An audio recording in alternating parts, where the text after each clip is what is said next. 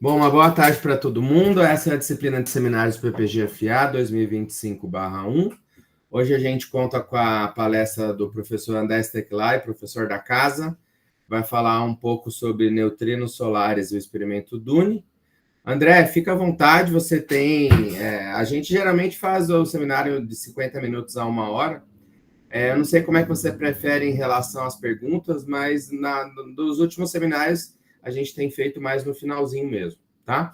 Aí eu estou fazendo a gravação dessa apresentação, porque eu geralmente coloco na página do Classroom da disciplina, porque tem uma aluna que ela não consegue acessar sincronamente, e eu coloco também no YouTube para dar uma visibilidade assim, tá?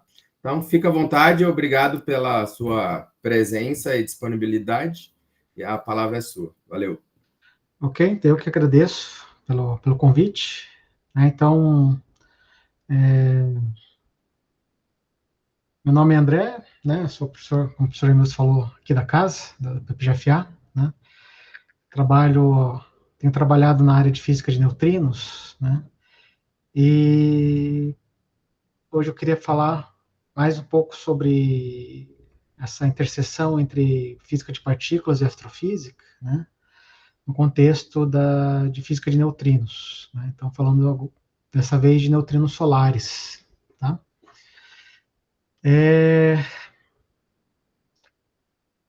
Bom, então, essa questão dos neutrinos solares, assim como neutrinos de fontes cosmológicas, neutrinos de supernovas, entram no contexto da astronomia multimensageira, né? Então, até há pouco tempo atrás, as únicas informações que a gente tinha do universo, da astronomia, eram por meio de luz, né? Radiação eletromagnética, né? E agora nós estamos entrando numa nova era aí da astronomia multimensageira, onde a gente pode usar, além da radiação eletromagnética, ondas gravitacionais e neutrinos, tá? Então, meu foco aqui é o uso de neutrinos nesse contexto de astronomia. Tá? Então, só falando um pouquinho sobre neutrino, né? Dando uma introdução, né? Para quem não conhece essa partícula, né? Então, essa partícula foi postulada para entender o funcionamento do decaimento beta, né? Onde, a princípio, se acreditava, né, que quando você tinha um decaimento beta, né, você tinha um núcleo, né, seja um nêutron ou próton, né, e que ele se transformava, né, e você tinha ali a emissão ele se transformava, por exemplo, um nêutron se transformava no próton, né, e você tinha a emissão de um lepton, né, um elétron, por exemplo, né, acompanhando essa transformação, né. A princípio se acreditava que eram apenas essas partículas que eram geradas nesse decaimento, né, mas tinha um problema com relação a esse modelo, né, onde quando você media a energia cinética desse elétron que era ejetado, né, você media juntamente você tinha ali você pode, você pode calcular a energia do núcleo, né, antes e depois do decaimento beta, né, então você tinha que ter uma energia bem específica, vamos dizer assim, bem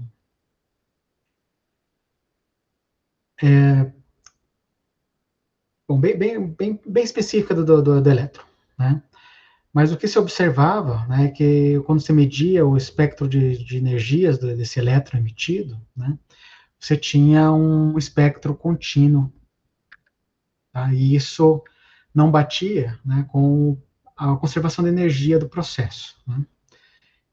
E a solução para esse problema, né, então foi dada por Pauli, né, e em que ele postulou que esse problema, esse déficit de energia que existia ali no processo, né, era porque você tinha mais uma partícula sendo emitida, que era o neutrino, né, No caso dessa reação específica, seria o antineutrino, né? Mas, enfim, seria uma partícula, né, que não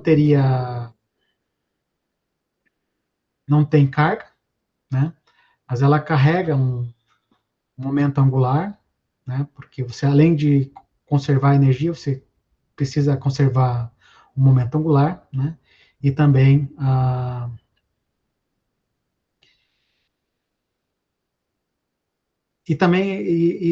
no caso do neutrino, né, essa partícula não precisa ter massa, tá? Não precisava ter massa, né, quando ela foi postulada pela primeira vez, tá? Então, na época, Pauli chegou a admitir que tinha feito uma coisa terrível, né? Porque a princípio ele tinha postulado uma partícula que não podia ser detectada, né? Pelo menos com os meios da época, né? Você não tinha como detectar o neutrino, né? Porque não tinha carga, né? Então não tinha nenhuma interação eletromagnética, né? E a princípio não teria massa, né? Então não teria como detectar essa partícula, né? com a tecnologia daquela época, tá? Porém, né, mais tarde, então só falar um pouquinho sobre mais tarde essa partícula foi detectada, né? Eu vou falar sobre isso depois, tá? Mas vamos falar então sobre essa partícula neutrino, tá? Então, os neutrinos são as partículas massivas, né, mais abundantes do universo, né? Elas só perdem ali em termos de partícula para os fótons, né? Os fótons que não têm massa, né? E então, por exemplo, no caso do Sol, né, a cada segundo, cerca de 10 a 38 neutrinos são produzidos, né, através de fusão nuclear, né? Então, vários neutrinos agora estão sendo produzidos pelo Sol, né, e estão passando por nós, né, mas passam, né, e essa interação é muito rara porque a seção de choque do neutrino por via de força fraca é muito baixa. Então, hoje se sabe, né, que existem três tipos de sabores de neutrinos, né, de acordo com a partícula que a acompanha no decaimento beta, né? Então, a gente conhece três leptons carregados, né, o elétron, né, o muon e o tau, né? Então, são os três tipos de leptons, né, que tem carga elétrica, tá? E quando você observa o decaimento beta, né, em que você tem ali cada um desses leptons carregados, né, o neutrino que o acompanha, então, ele recebe ali uma designação de sabor, né? Então, por exemplo, se você tem um decaimento beta em que você observa o elétron, né, o neutrino que acompanha é o neutrino do elétron. Você tem o muon, o neutrino do muon. Você tem o tau, é o neutrino do tau. Então, a gente conhece esses três sabores de neutrino, tá? Então, aqui, por exemplo, né, a gente tem um exemplo de reação, um decaimento beta. Veja que não tem nada aqui, porque você tem simplesmente o neutrino, né, se propagando até que ele interage aqui com o núcleo, né, e ele gera o próton, né, mais um pion, né, e o muon, né. Então, como a gente sabe, a gente está observando aqui o muon nesse processo, a gente sabe que quem deu origem a esse processo foi o neutrino do muon, tá? Então, os neutrinos, né, como eu falei para vocês, são eletricamente neutras, né, e então elas interagem apenas pela força eletromagnética, desculpa, pela força fraca e pela gravidade, tá? Então, elas não sofrem, não interagem com a força eletromagnética nem a força forte, tá? Bom, então, como é que se detecta o neutrino, né? O neutrino é detectado, né, através dos subprodutos que ele gera quando ele interage através de um decaimento beta, né, seja decaimento beta ou decaimento beta inverso, né? Então, a primeira detecção foi feita através de um experimento chamado que foi formulado por dois pesquisadores, chamado Cowan and Rains, 56, né, em que se observou ali os neutrinos, né, através dessa interação, né. Você tinha ali neutrinos gerados em um reator nuclear, né, então você tinha um fluxo relativamente alto de neutrinos, você precisa de um fluxo grande para você poder ter reações, número de reações suficientes para você poder detectar, tá? Quando você tem esses neutrinos interagindo ali com o alvo, no caso era um cloreto de cádmio, né? E você tinha esse decaimento inverso, onde você gerava ali um antielétron, né, um pósitron, né, e um nêutron, tá? E a partir disso, o pósitron, então, ele se aniquila, né, quase que imediatamente, né, assim, a partir do momento que ele é gerado, né, e o nêutron, né, ele demora um pouco mais, né, mas ele é eventualmente absorvido por algum núcleo, né.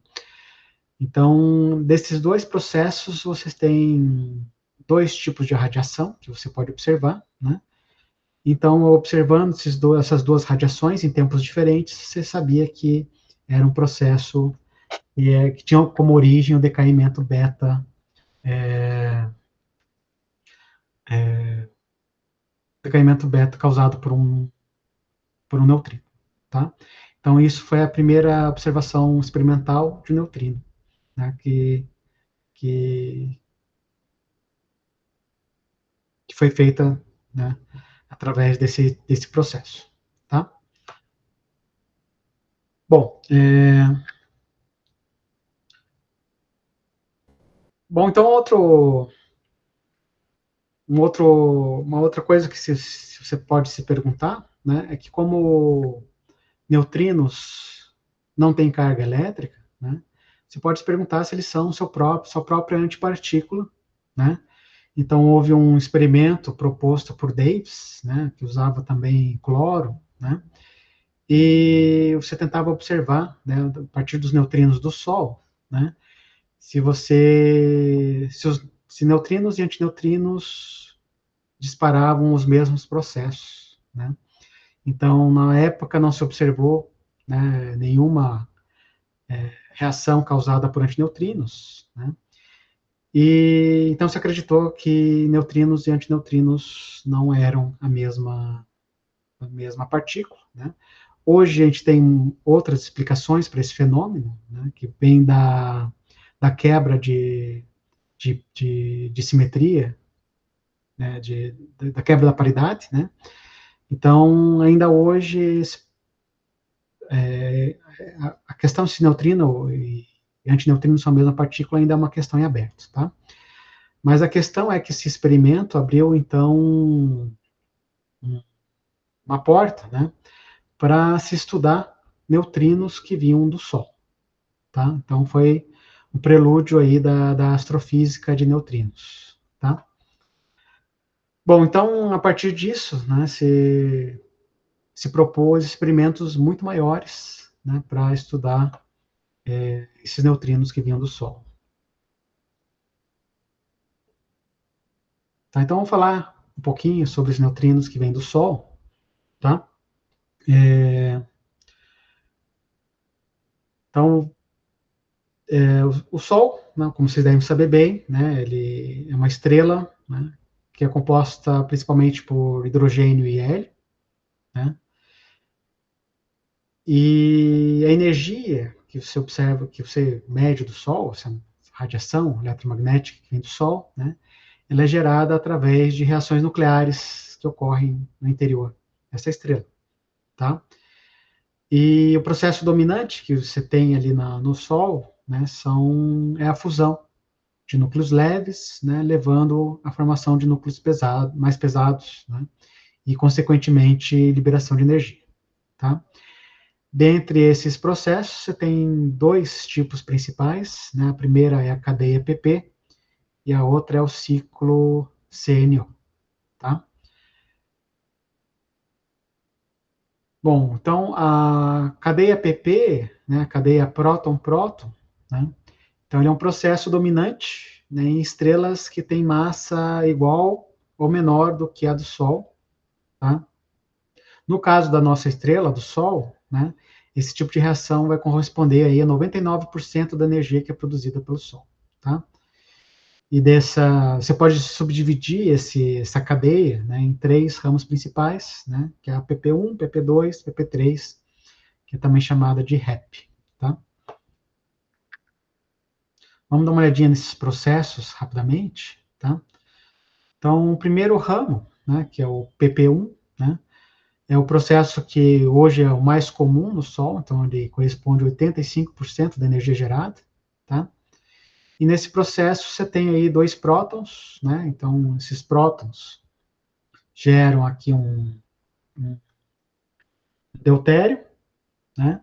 Mais um pósitron, mais um neutrino, né? Então, esse deutério vai interagir com um outro próton, né? Vai emitir uma partícula gama, né? Uma radiação gama, e vai virar esse hélio 3, né? Então, dois núcleos de hélio 3 vão interagir por sua vez, vão emitir 2 prótons e vão gerar esse hélio, né? Esse hélio 4, tá? Então, esses neutrinos que são produzidos aqui, né, nessa etapa do processo, vão ser neutrinos de baixa energia, tá? O outro ramo é o PP2, né? Então, nesse caso, você tem o hélio 3 colidindo com o hélio 4, ele forma o berílio 7, e que captura um elétron, se transforma em lítio 7, né? E o lítio 7 vai acabar gerando 2 núcleos de hélio 4. Né? Então, ele vai gerar neutrinos nessa etapa e nessa etapa. Nessa etapa que são aqueles neutrinos de baixa energia, mas nessa etapa ele já vai gerar neutrinos com energia intermediária, tá? E o PP3, daí já é um processo bem mais raro, né, menos de 0,1%, né? E você tem esse berílio 7 capturando o próton, vira um boro 8, né? Boro 8, né, então ele decai no berílio 8, mais pósitron, mais neutrino, né? E essa reação, né, vai gerar os neutrinos mais energéticos que você observa na cadeia PP, tá? Então, e por fim, né, um processo ainda mais raro, né, o chamado REP, né, onde você tem um hélio 3, né, mais próton gerando um hélio 4, né, e a princípio produz neutrinos de altíssima energia, né, mas como é muito raro, né, você ainda não tem evidências claras da sua detecção, tá? Você também tem o ciclo CNO, né, mas também no caso do Sol, ocorre raramente, né? Então a contribuição é de menos de 2% no Sol, tá? Também gera neutrinos, tá? Que você também pode observar, tá? Então a questão é, você tem todos esses neutrinos sendo gerados nos dos processos solares, né? E você observa que todas as partículas que são geradas nesses processos, né, são os leptons que participam desses processos são elétrons e pósitrons, tá? Então você tem basicamente, né, nesses processos nucleares do Sol, né, apenas neutrinos do elétron sendo gerados por esses processos, né? Você tem eventualmente outros neutrinos sendo gerados por processos secundários, né? Mas eles são muito mais raros, né? Então você observaria no Sol apenas neutrinos do elétron, tá? E a partir da observação da radiação solar, né, a partir desses modelos solares, né, de geração de energia, né, você tem uma ideia de quantos neutrinos você deveria observar nos seus experimentos terrestres, né, quando você observa neutrinos solares, tá? E, por outro lado, você sabe qual é a energia, né, desses neutrinos, né, e a partir da energia desses neutrinos, quais processos que geraram esses neutrinos, tá? Então, você tem aqui, por exemplo, né, se você, de acordo com a energia que você observa dos neutrinos, qual o processo que você gerou, que ele foi gerado, né? Então, você tem aqui, por exemplo, se é o berílio, você tem uma certa range de energia, você tem o boro, você tem uma certa range de energia, né? Você tem o hépio, um certo range de energia, né?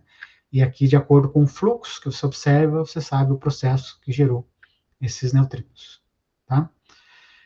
Então, uma coisa importante a observar, né, novamente, né, é que essas reações produzem apenas neutrinos do elétron, tá? Então, aqui só para colocar os neutrinos solares no contexto das outras fontes de neutrinos do universo, né? Então, os neutrinos solares estão nessa faixa aqui, né, de 10 a 3, né, de keV a MeV, mais ou menos, né? Então, elas estão mais ou menos nesse range. Então, elas são maiores, por exemplo, que os neutrinos cosmológicos, né, mas são menores do que os atmosféricos e os cosmogênicos, né? Então, um pouco depois de supernovas, né?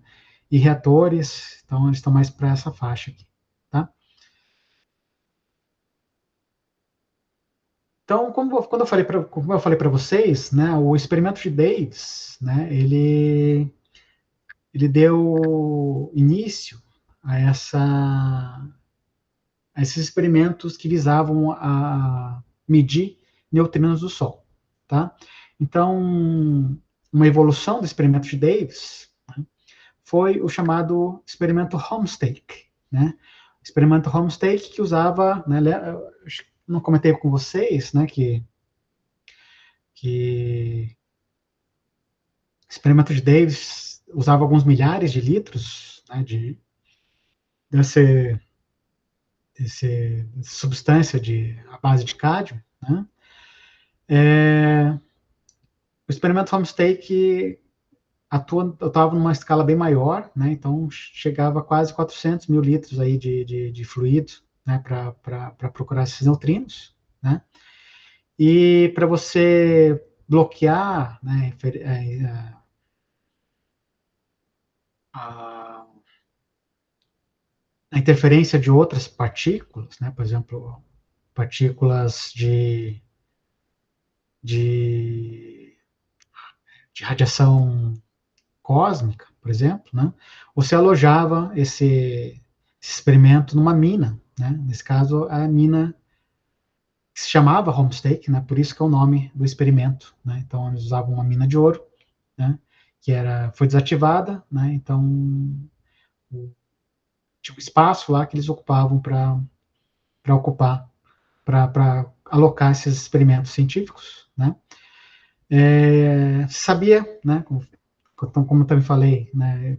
Qual que era o fluxo esperado de neutrinos, né, no seu experimento, né, o John Bacall havia feito essa estimativa, né, e o problema é que quando você faz essa medida, né, você observa apenas um terço dos neutrinos que você observa, que você esperava, desculpe, né, e você sabe que além desse experimento de Homestake, né, outros experimentos, né, como o Kamiokande, que usa uma outra tecnologia de detecção, usa água, né, também mediram esse déficit de neutrinos, tá? Então a questão era, né, se você estava medindo, se tem um modelo modelo solar, né, modelo dessas interações, né, e você tem uma previsão desse fluxo, mas você observa apenas uma fração desse fluxo, né? Então, o que está acontecendo, né? Então, esse foi um problema que ficou durante um bom tempo, né, sem solução, né? Então, houve algumas tentativas de talvez verificar se o modelo do Sol estava errado, né? Mas com base nas outras observações, né, não se acreditava que esse era o caso, né? Alguns outros cientistas, como Pontecorvo, né, imaginaram que pudesse haver um outro fenômeno que pudesse estar influenciando no caso dos neutrinos em si, né, de quando eles eram produzidos até chegar no detector. Tá? Esse problema, então, foi esclarecido, né, com outros experimentos mais recentes, né, o Super Kamiokande e o SNO, o Observatório de Neutrinos de Sudbury. Tá? O que eles fizeram? Eles mediram, né, todos os sabores de neutrinos. Né? E quando você mede todos os sabores de neutrinos, então você vê que a conta fecha. Né? Então a questão é que não era que estavam desaparecendo neutrinos. Né? Então, neutrinos do elétron, que você esperava, né, na verdade estavam se convertendo em outros tipos de neutrino. Né? No caso, neutrino do mu, neutrino do tau. Tá? Então, isso fez com que o problema dos neutrinos solares fosse, né, finalmente entendido. Né? A questão é que os neutrinos oscilam. Tá? Então, os neutrinos, né, quando eles são gerados com um determinado sabor, né, mas eles podem ser detectados com um sabor diferente. Né? Ou seja, eles oscilam de sabor em sabor. Tá? Então, isso era um mecanismo que já tinha sido observado em outros tipos de partículas, como, por exemplo, o K nêutron. Né? O K nêutron, ele oscila entre partícula e antipartícula, né? Mas o processo do neutrino é um pouquinho diferente, né? Ele oscila entre os estados de sabor, tá? Então, ou seja, quando você propaga esses neutrinos, por exemplo, no vácuo, né? Eles vão se propagar de acordo com a sua massa, né? Então, a primeira coisa que você observa com a observação da oscilação dos neutrinos, né, é que eles precisam ter massa para oscilar, né, e que esses estados de massa, né, não correspondem aos estados de sabor, tá? E por conta disso, por conta dessa combinação, né, diferente de neutrinos de sabor e de massa, né, você tem esse mecanismo de oscilação, tá? Então, você tem ali 3 estados de massa, né, e 3 estados de sabor, né, e são combinação linear das outras. Né, e por conta de um estado de massa não ser um estado de sabor, você tem a oscilação. Tá? Então, qual que seria a explicação? Né? O neutrino do elétron que é gerado no Sol, né? Então ele é a combinação de 3 partículas de neutrino com massas diferentes. Tá? E essas ondas viajam com velocidades diferentes, oscilam com frequências diferentes. Tá? Então, esses sabores mudam de acordo com essa interferência dessas três ondas de massa. Tá? Então, você pode modelar aqui esse processo de oscilação quando o neutrino se propaga no vácuo através da matriz PMNS, né, Pontecorvo, Maki, Nakagawa, Sakata. Tá? E essa matriz é que vai dar, né, a combinação linear entre neutrinos de sabor e neutrinos de massa. Tá? Então, essa matriz, né, ela é parametrizada, né, usando basicamente 3 ângulos, que a gente chama de ângulos de mistura, né, e mais uma fase, né, que indica se ela quebra ou não a simetria CP, né, carga paridade. Tá? Então, com esses 4 parâmetros, né, você tem a matriz PMNS. Tá? Então, desses ângulos, né, para os neutrinos solares, né, o que mais influencia nessas relações são a mistura, por exemplo, de 1 com 2, né, então, que dá a mistura do elétron. Tá?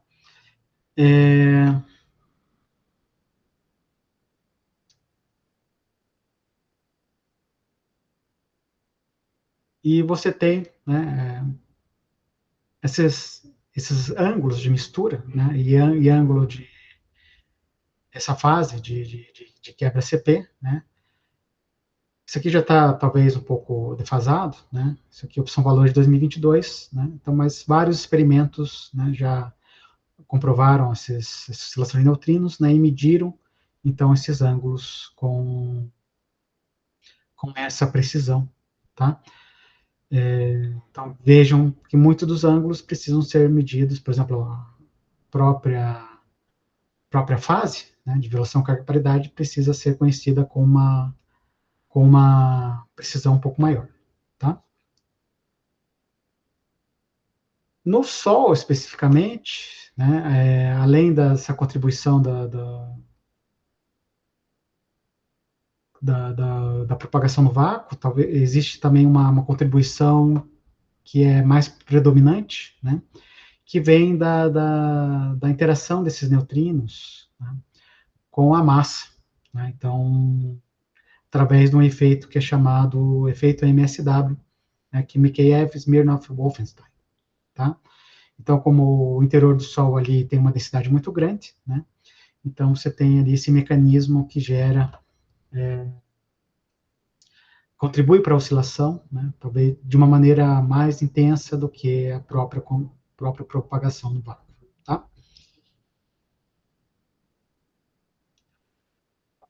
Bom, então, se eu localizar os experimentos aqui, né, temos vários experimentos de física de neutrinos, né, e você pode ver que muitos deles estão no range dos neutrinos solares, né, então os solares estão mais ou menos para cá, né, você tem vários experimentos, Dune, né, Juno, né, que podem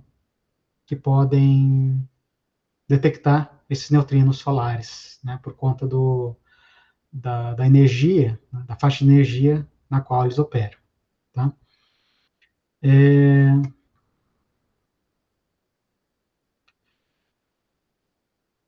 E o range de energias na qual esses experimentos operam, né, dependem aí da tecnologia que é empregada na detecção dos neutrinos. Tá?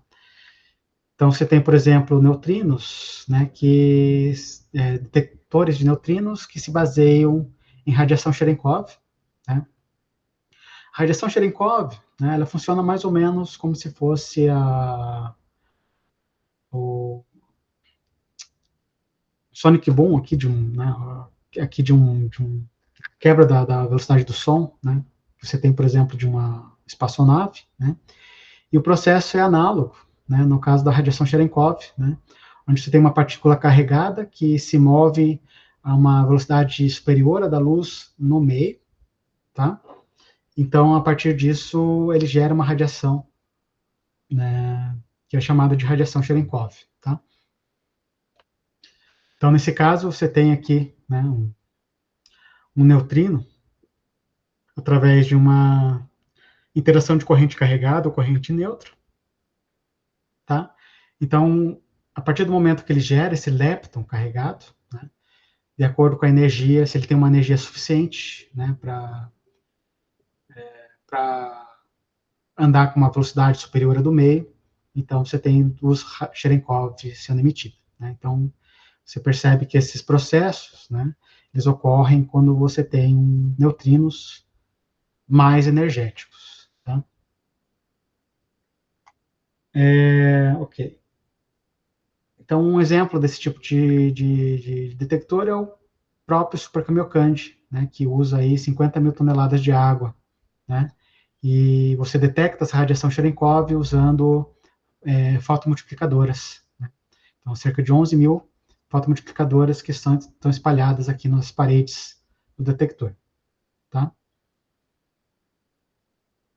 Outro tipo de experimento que usa esse tipo de tecnologia é o IceCube, né? Então, o IceCube, ele mede neutrinos muito energéticos, né?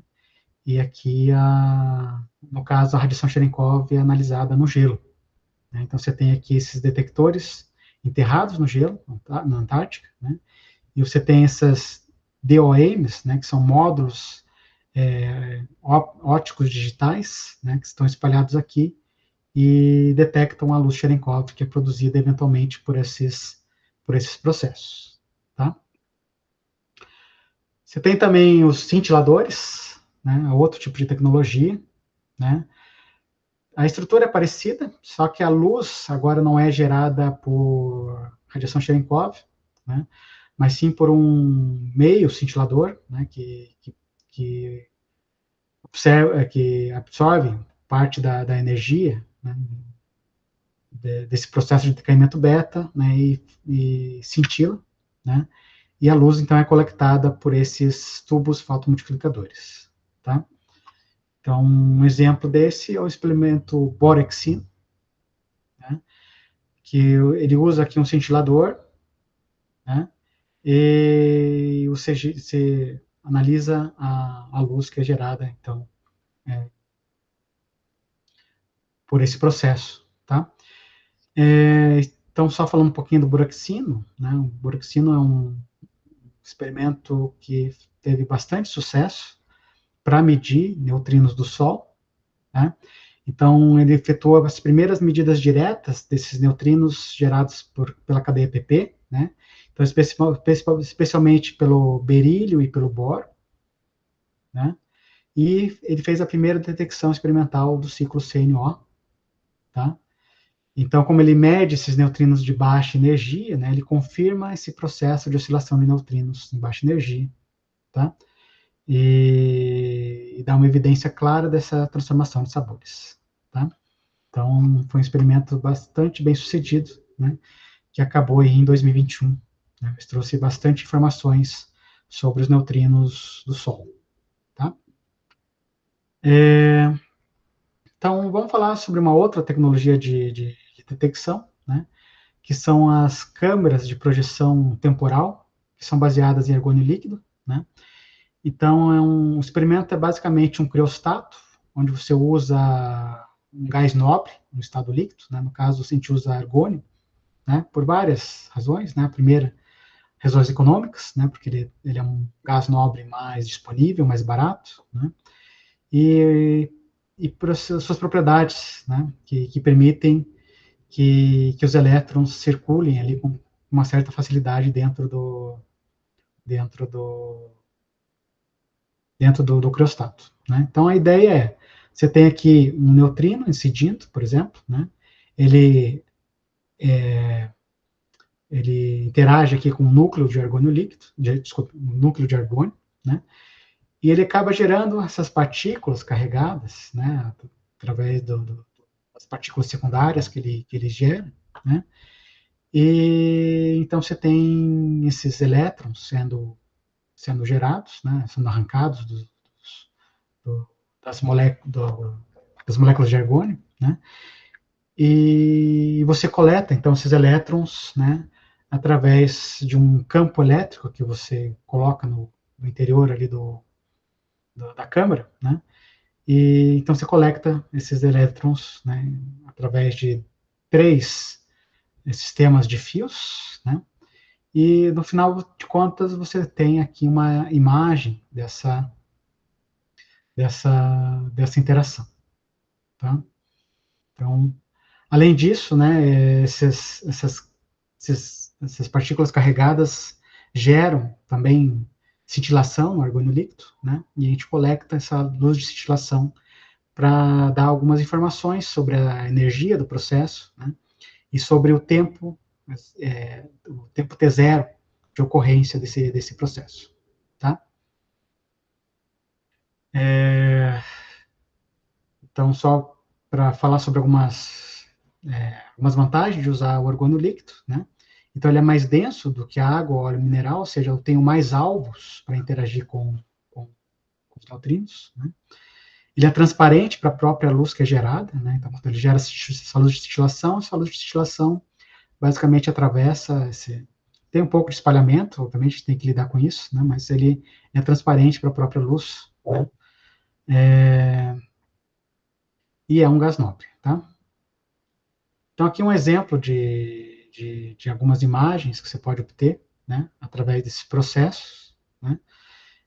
Então, você pode não só observar o processo, como também medir a energia que é depositada ao longo das trilhas, né, e com isso ter fazer uma reconstrução da energia do neutrino, né, que ocasionou esse processo.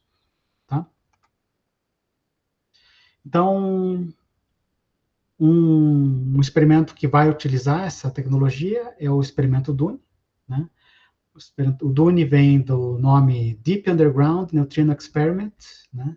Então, a ideia é você gerar um fluxo de neutrinos aqui, né, no Fermilab, e esse fluxo de neutrinos vai viajar cerca de 1.300 quilômetros, né, para chegar até um detector aqui em Sanford, né, e a partir disso, então, você pode ter um controle dos neutrinos que você está gerando, né, e verificar o processo de oscilação durante essa propagação, né, aqui no meio.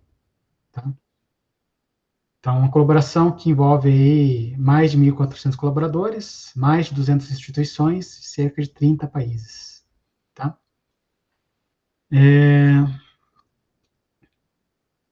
Então, assim, só falando sobre os detectores, né, ele vai ter aqui um detector chamado detector próximo, Near Detector, né, e esses detectores que vão ficar aqui em Sanford, na Dakota do Sul, são o complexo do Far Detector, né, o detector distante, tá?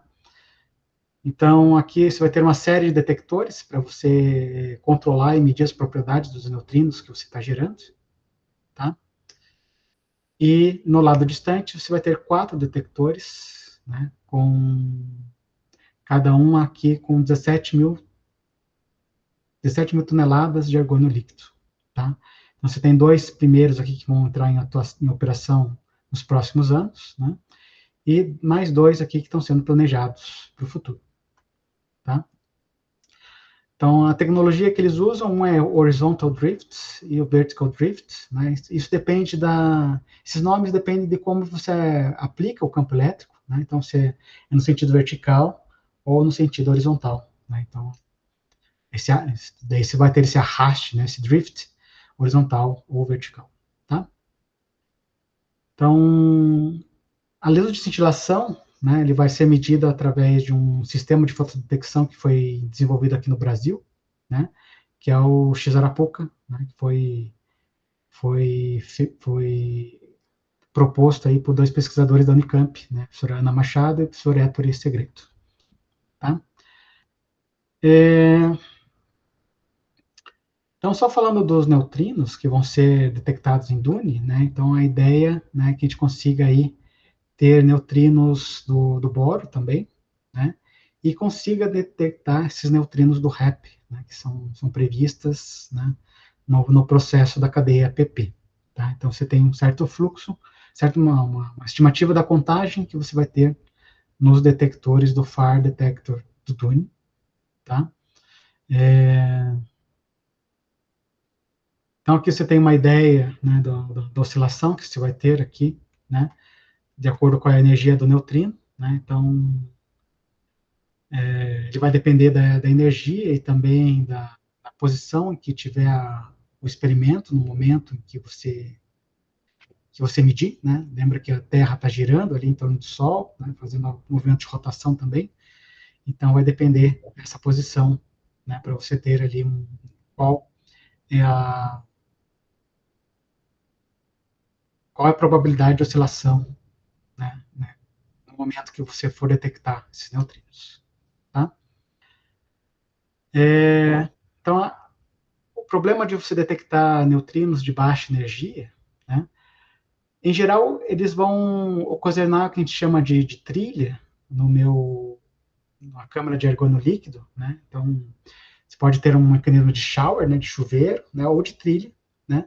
Neutrinos de baixa energia, em geral, vão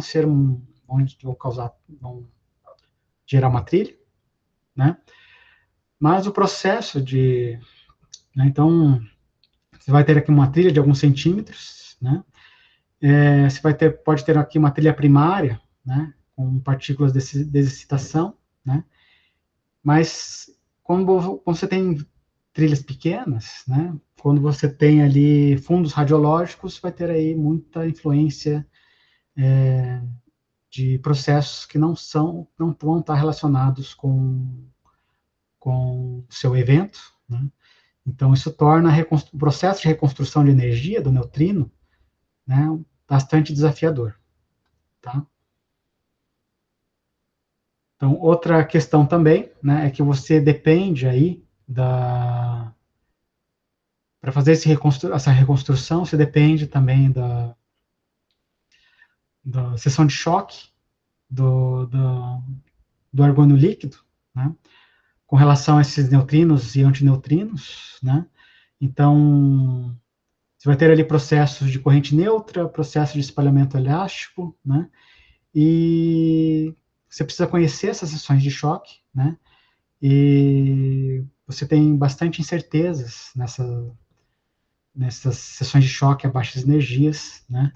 Então, você tem aí uma diferença nos modelos, e isso é um outro desafio, né, que tem que ser superado, né, através de modelos mais precisos, né, e também medições que corroborem esses modelos. Então, vários experimentos estão agora medindo essas seções de choque, né, para que a gente possa usar esses dados na reconstrução de energias do Dune, né, e que possa, então, que permita reconstruir esses neutrinos solares. Tá? Então, aqui só uma ideia das fontes né, de ruído que você pode ter nos seus processos. Tá? Então, os objetivos científicos primários do Dune, né, tá encontrar a origem da matéria através do estudo desses neutrinos, né, aprender mais sobre estrelas de nêutrons e buracos negros, né, mas também mais um pouco sobre o Sol, né, e lançar luz sobre a unificação das forças da natureza, né. E isso pode ser feito estudando as propriedades desses neutrinos, né, e antineutrinos, né, para ver se são a própria antipartícula ou não. Né. Isso pode ajudar a dar uma luz, né, nesses processos. Tá? Então, só para terminar, tá? Então, o experimento Dune, né, ele é sensível a neutrinos cuja energia está nesse range de neutrinos emitidos pelo Sol, tá? Só que esse regime de baixa energia apresenta um desafio para a reconstrução, o gatilho é mais para supernovas, né? Tá? É mais para a reconstrução dessas energias, desses neutrinos, tá? Então, você pode usar as informações que são providas por essas LART-TPCs, né, essas câmeras de projeção temporal. Né, então, eles têm informações complementares, né, que podem auxiliar no estudo desses eventos. Né, e, então, a observação desses neutrinos solares vai possibilitar o entendimento de diversos fenômenos, né, e possivelmente um novo tipo de física, né, que pode eventualmente ser compreendido, né, através desses dados. Tá bem? Bom, então era isso. Tá? Eu agradeço a atenção de todos.